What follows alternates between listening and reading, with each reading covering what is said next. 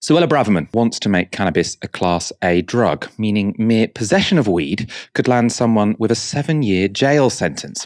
The news comes via the Sunday Times, who report this. The Home Secretary has told allies she is on the same side as a group of Conservative police and crime commissioners who in recent days have called for the drug to be put on a par with cocaine. A source familiar with Braverman's thinking says she is strongly opposed to calls to decriminalise cannabis, which she believes sends a cultural and political signal that using the drug is acceptable behaviour. The Times goes on to say, Braverman believes that deterrence is crucial to arresting the growing popularity of the drug among teenagers. We've got to scare people, the source said. The article was also laced with predictable digs like this. The Home Secretary has signalled she intends to go further on cracking down on middle-class drug users, including through random drug testing in offices and more educational campaigns making clear the link between cocaine use, criminal gangs, and the exploitation of youngsters. There's another one where you've got real mixed messages from the Conservative Party. They're against working from home, but if you go into your office, you might be randomly tested for drugs. I think those two things are going to work against each other. Now, we should say this story has been rolled back on a bit by the government. A Downing Street spokesperson said there were no plans to change the law on cannabis, but that doesn't mean a tougher approach to drugs is not on the cards. A source close to the Home Secretary told the Press Association her position on this is that effectively cannabis has been legalised by not being policed properly. We need to focus attention on changing that. So it seems that cannabis will not be going from Class B to Class A, but we could have a pretty, similarly worrying situation, which is at the moment, many police services in the UK have decided that, it's not worth their time investigating or arresting people for possession of cannabis. People instead get warnings, or they get told to go on probably some rather patronising course where you're told about the danger that cannabis causes. But it seems that she wants to say, no, all of your police forces should act in a much harsher way. There should be no people getting let off here. If you find someone with cannabis, you should be, punishing them to the full extent of the law. Which, by the way, even as a Class B drug, is potentially 5 years in prison for possession. So the law as it stands, you can get 5 years in prison for possession of cannabis. I don't think many people get sentenced to that, but it seems like the Home Secretary wants practices to move in that direction. Ash, what do you make of this particular story? How worried should we be? Well, the thing is that it's almost a rite of passage for a new Conservative Home Secretary to do a big, splashy anti-drugs crusade where they promise to crack down on both street drugs and so-called middle-class drug users. It's not necessarily something which actually happens, particularly the bit about cracking down on middle-class drug use. But I think what you do see here is a reaffirmation of the UK's particular and peculiar backwardness when it comes to the issue of cannabis. So we've obviously seen huge shifts in the United States, where even the Republican Party don't think that it's electorally beneficial for them to maintain a hard line on the criminalization of cannabis. You've also seen the legalization of cannabis in particular states. And you now have Joe Biden pushing through legislation which changes how cannabis offences are treated at the federal level. So that is a massive sea change. And the UK really is an outlier. And I think one of the reasons why that is that cannabis plays a particular role in UK policing.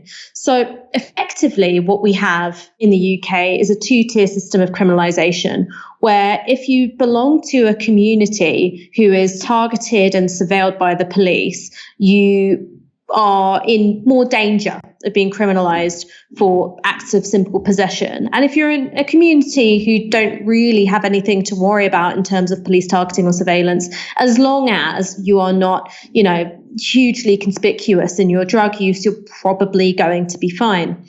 And cannabis serves as a useful pretext for police to target certain communities. So when it comes to stop and searches, the majority of stop and searches aren't being carried out because the police say they've got a suspicion that an individual is carrying an offensive weapon. The most commonly cited reason for carrying out a stop and search is for drugs.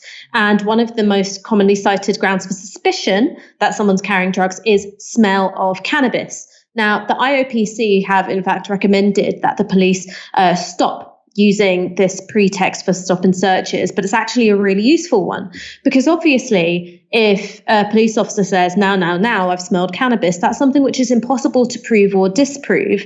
So it serves as a useful pretext to target, to harass, to stop and search someone who you already wanted to stop and search, and you don't have to have as tangible grounds for suspicion as carrying an offensive weapon or something like that. So it allows you to carry out some of the more discriminatory practices of policing whilst maintaining this veil of credibility. And so I think that's one of the major reasons why we've been stuck in such a regressive position when it comes to cannabis, because what the evidence shows is that legalization, having a controlled and regulated market for cannabis, means that you take people out of the orbit of the criminal justice system. And then also you can start doing things like monitoring and controlling the strength of cannabis, which is available to people, rather than throwing them at the mercy of a totally underground and unregulated market. That is what the body of evidence supports. What it also, supports is that rather than treating cannabis as a so-called gateway drug, which is one of the things that Suella Braverman and her supporters have been talking about, is that correlation is not causation, right? If you want to look at the kind of substance abuse which accompanies things like crack cocaine and heroin addiction, well, alcohol is also there, but no one talks about alcohol as a gateway drug, only cannabis. We're quite accepting of the idea that correlation is not causation when it comes to alcohol. We don't accept that when it comes to cannabis. So it's a depressing reaffirmation of the UK's backwardness. I don't think it's necessarily going to result in the drugs testing in offices, which, is something which is useful for being briefed to the newspapers and nothing else. But what you might see is perhaps an escalation of these smell of cannabis stop and searches, which provide a useful excuse to target predominantly working class communities of colour. If you're stopping and searching more black people, then you're also going to end up prosecuting more black people if we make the laws or the practices at least of criminalizing people for possessing cannabis. That's going to be a compounding injustice.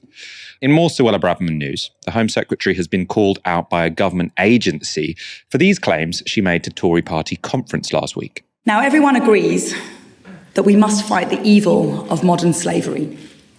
I'm immensely proud of this country's global leadership in protecting genuine victims.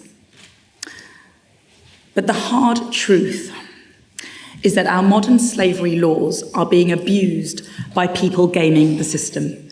We've seen a 450% increase in modern slavery claims since 2014. Today, the largest group of small boats migrants are from Albania, a safe country. Many of them claim to be trafficked as modern slaves.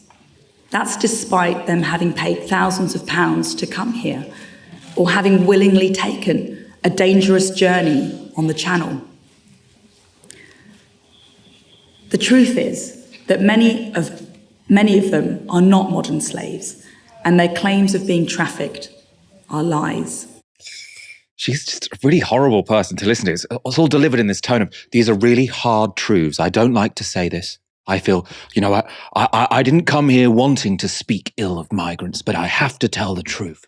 Well, the problem is, that wasn't the truth, and those claims have elicited an angry response from the head of the UK authority charged with investigating labour exploitation in Britain. Alicia McCaffrey said this in response to that speech. We don't see people gaming the system. That's not our experience. What we see is vulnerable people who are being exploited by opportunists and criminals. And The Guardian also report this. McCaffrey, who spent her early career fighting asylum cases for the Home Office in court, said that an increase was likely to be due to a better understanding of new laws, as well as a growth in awareness and reporting. An analysis of all modern slavery referrals concluded in the first half of this year showed that 97% of those who claimed to be trafficked were confirmed as genuine by the authorities. There is nothing that makes me have less respect for the Conservatives than when they stand up and not just sort of say, obviously targeting vulnerable people is really, really bad. But I just think lying about vulnerable people is sort of There's something there's sort of just this extra level of twistedness about it. Standing up like you're giving these hard truths, and you're literally lying about the most vulnerable people you can imagine to the country and delivering it like I'm just here to tell you the hard truths. Screw political correctness. This has to be said. It's a lie. Suella Braverman is in some ways uniquely gifted as a politician because she's managed to connect her voice box directly to the id of the average radicalized Telegraph reader. And so she just sort of spouts their worldview without any regard for whether or not it's truthful or not. And she said as much when she was in that conversation with Christopher Hope from the Telegraph, and it was the one which was just cited by Nicola Sturgeon in her conference speech. She said that her dream was to see a plane taking off to Rwanda on the front page of that self-same newspaper, the Daily Telegraph.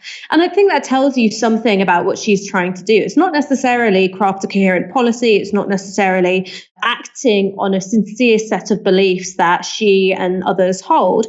It's about playing to an audience of really nasty right-wing papers and feeding them kind of reinforcement of their worldview that they're likely to applaud at.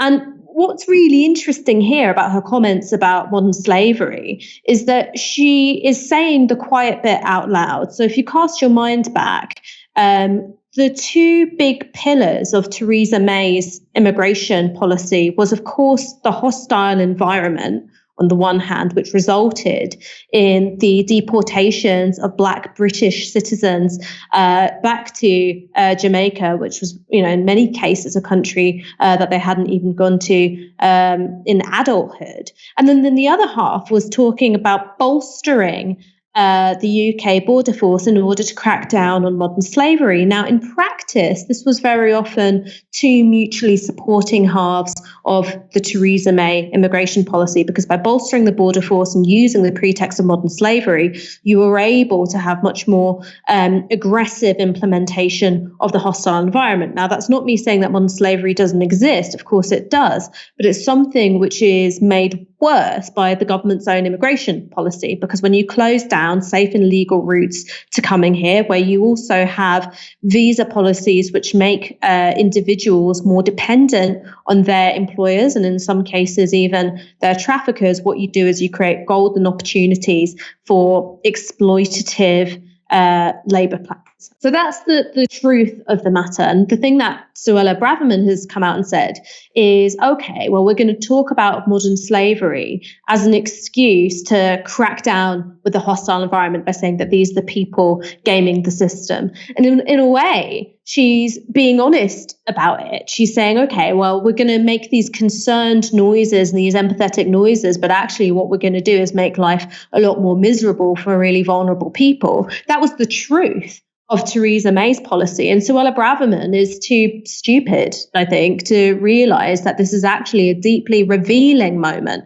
I don't think she clocks it.